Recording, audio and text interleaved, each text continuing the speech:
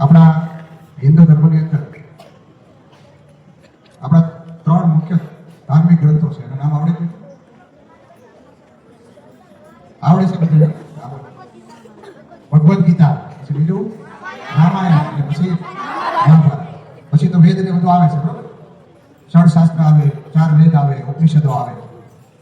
તો શ્રીમદ ભગવદ્ ગીતા ની પરીક્ષા આપણે ઘણા સમયથી આપણી શાળામાં એનું આયોજન થાય છે. તો એ પરીક્ષા વિશે માહિતી આપવા માટે અને આપણી સાથે થોડીક ધાર્મિક વાતો શેર કરવા માટે તુષારભાઈ કુતરેજા અને ધાર્મિકભાઈ હરે કૃષ્ણ પરિવાર, તમે સાંભળો તમે?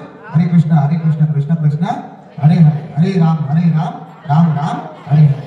તો આ હરે કૃષ્ણ પરિવાર તરફથી આપણી વચ્ચે જે બંને ભાઈઓ આવ્યા છે એને આપણે બે હાથ ઊંચા કરી અને એમનું સ્વાગત કરીશું.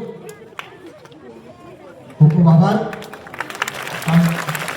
આપણે ગયા વખતે ઘણા વિદ્યાર્થીઓએ, લગભગ મોટી સંખ્યામાં 100 જેટલા વિદ્યાર્થીઓએ ભગવદ્ ગીતાની પરીક્ષા આપી હતી, બરોબર? ભગવદ્ ગીતા છે એ આપણું ધાર્મિક પુસ્તક છે. જો એ વાત અહીંયા ધ્યાન રાખો,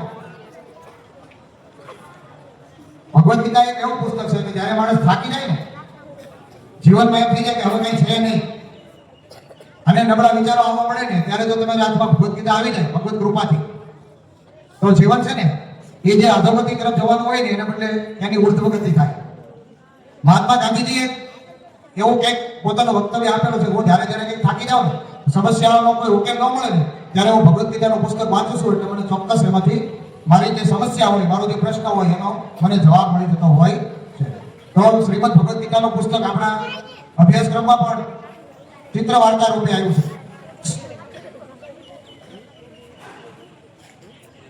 એ પુસ્તકો ફરજિયાતપણે આપણે વાંચવા જોઈએ. એમાં એ વાર્તાને અનુરૂપ આખી ભગવદ્ ગીતાના 700 શ્લોકમાંથી 2, 3, 4, 5 એવો શ્લોક પસંદ કરેલા હોય અને એનો સાર એ વાર્તા મુજબનો હોય છે. એ આપણે બધાને ખ્યાલ છે. તો મારે વધારે સમય નથી લેવો, સાહેબને પણ બહાર જવું છે એટલા માટે, પરંતુ ભગવદ્ ગીતા વિશે જે કાંઈ વાત કરે અને એ વાત ઉપરથી તમને એમ લાગે કે મારે એ ભગવદ્ ગીતાનું પુસ્તક વાંચવું છે અને મારે એની પરીક્ષા આપવી છે એક હિન્દુના દીકરા તરીકે, બરોબર? તો પછી તમારા વર્ગ શિક્ષક પાસે તમે બધાએ પોતાનું નામ નોંધાવજો, બરોબર? તો વધારે સમય નહીં લેતા હું તુષારભાઈને જ વિનંતી કરીશ કે તેઓ આપણી સાથે આ બાબતે પોતાના વિચારો રજૂ કરે. હા, તુષારભાઈ. તો સૌપ્રથમ આચાર્ય છે અને શિક્ષક ભાઈઓનો ખૂબ ખૂબ આભાર. એમને પરિવાર સેવાનો ખૂબ હોય. થોડાક દિવસ પહેલા સાહેબને વાત થઈ તો સાહેબ કે વાંધો નહીં, હું સાહેબને વાત કરી દીધો. તો બીજા દિવસે સાહેબનો ફોન આવ્યો કે તમે આવી શકો છો. તો હવે આપણે માની લો કે ભગવદ્ ગીતાની વાત કરીએ કે બીજી કંઈ વાત કરીએ તો એના સૌપ્રથમ આભારી કોણ હોય? આપણા આચાર્ય અને શિક્ષક ભાઈઓ. ને જો આપણે પરમિશન ન આપે તો આપણે તમે વાત કરી એક વાર છીએ નહીં, બરાબર?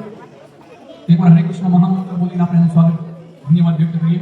હરે કૃષ્ણ કૃષ્ણ કૃષ્ણ હરે હરે, હરે રામ રામ રામ હરે હરે.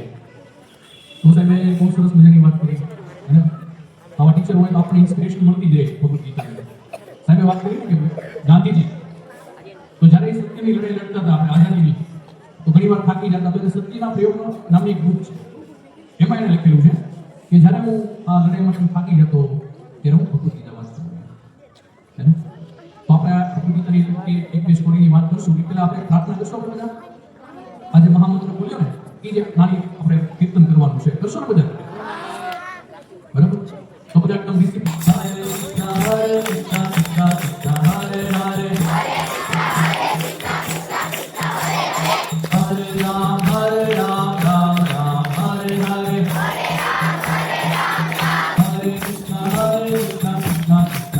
Hare